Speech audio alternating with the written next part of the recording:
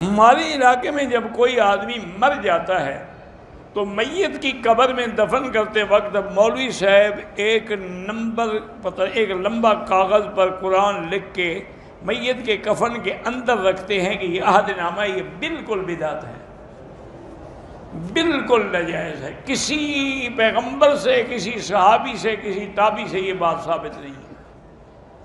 اصل بات یہ نہیں ہے، اصل یہ مولویوں نے اپنی روزی کا بہانہ بنایا ہے۔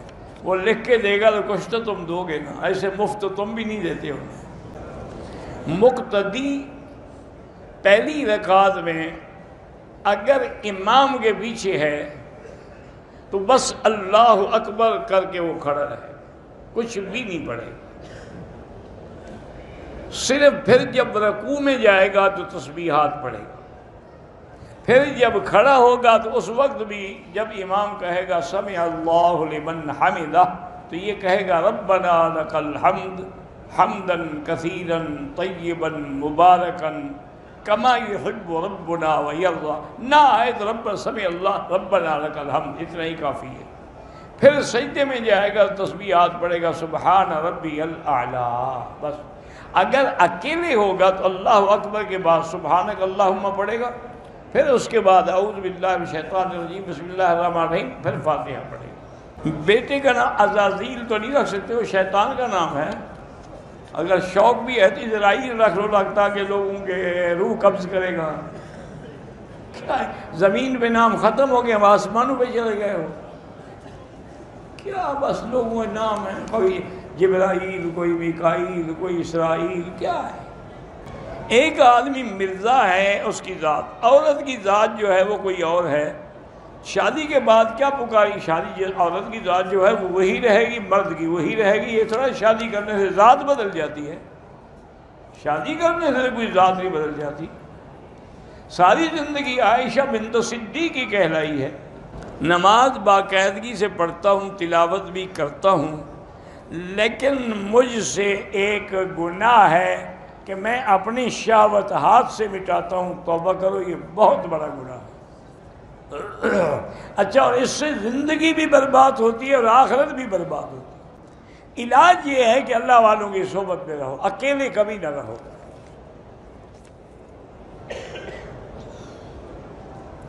آپ ایک لڑکی کو پسند کرتے ہیں، اس کے لیے کیوں عمرہ کرو گے؟ تمہاری بہن لگتی ہے، ماں لگتی ہے،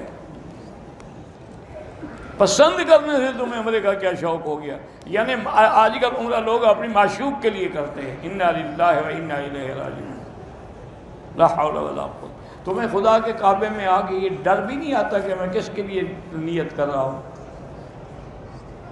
ایک عورت ہے، لڑکی پسند کرتے بھی، تمہارا نکاح نہیں ہوا، تمہارا کوئی رشتہ نہیں بنا اس سے، پسند کرنے سے کیا ہو جاتا ہے؟ سر کے بال بیچیں حرام ہے، تمہارے پاس اللہ کی امانت ہے، تم مالک تھوڑے ہو اس بالوں کے، اللہ نے جو تمہیں دیا ہے، آنکھیں دی ہیں، ہاتھ دی ہیں، سب اس کی امانت ہے۔ اگر فرض یا سنت میں اکیلے پڑھ رہے ہو تو جتنی لمبی قرات کرو، لیکن اگر امام ہے تو پھر لمبی نہ کرو، آپ کے پیچھے بیمار بھی ہیں، بچوں والے بھی ہیں، من ام منکم فلیخفف، وہ نماز میں تخفیف کرے۔ کالا لباس بطور ماتم کے پہننا حرام ہے۔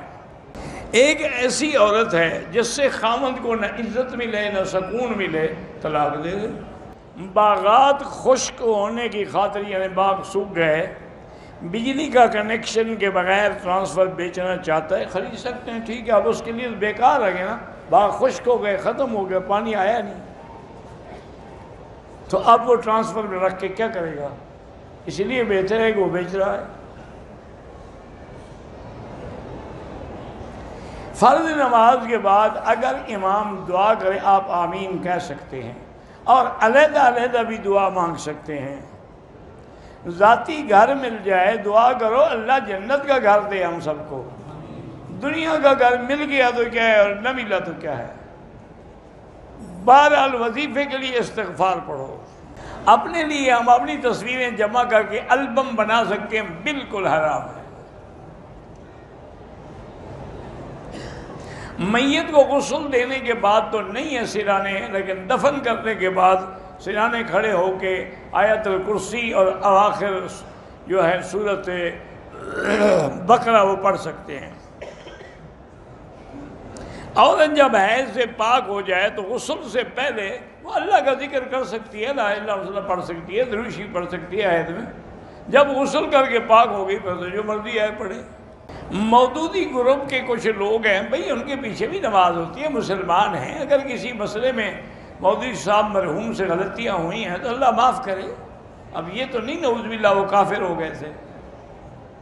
باقی ان کے لوگ داڑھی چھوٹی رکھتے ہیں، یہ ان کی ہے۔ مودودی صاحب کی اپنی تو داڑھی پوری تھی، انہوں نے تو نہیں کہا ان سے کہ چھوٹی رکھا کرو۔ کہتا ہے کہ جب لڑکی کی رخصتی ہو تو کپڑے پر کاغذ قرآن رکھ کے کھڑے ہو جاتے ہیں، جی قرآن کے نیچے سے گزر جائے، تاکہ قرآن لعنت کرے کہ اس نے مجھ پر عمل نہیں کیا، آج میرے نیچے سے گزر رہی ہے۔ آج کی نماز بھی چھوڑ رہی ہے، فجر کی نماز بھی اس کی میاں کے ساتھ شب برات منانے گزر جائے گی، قرآن سر پہ کھڑا ہے۔ اسی لیے ہے کہ رب قاری القرآن یقرأ القرآن والقرآن یلعنہ، حضور نے فرمایا بہت سارے قرآن پڑھنے والے ایسے ہیں جن کو قرآن لعنت کر رہا ہوتا ہے۔ تو صحابہ حیران ہو گئے، حضور قرآن پڑھنے سے لعنت؟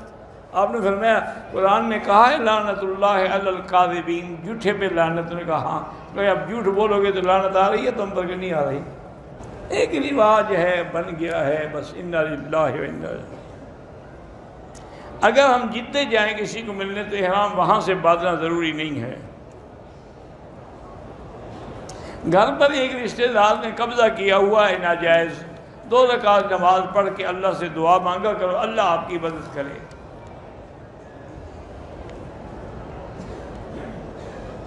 عصر کے بعد قضا نمازیں نہ پڑھیں، مغرب کے بعد پڑھیں۔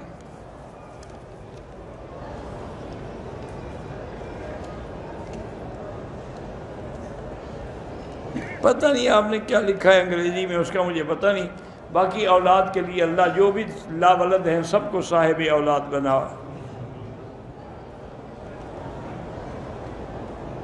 ہم نے اپنا دبئی کی ایک کمپنی میں کاروبار میں شیئر ڈالا ہے، ٹھیک ہے نفع ہوگا دیں گے، اگر نقصان ہو تو وہ بھی برداشت کرو۔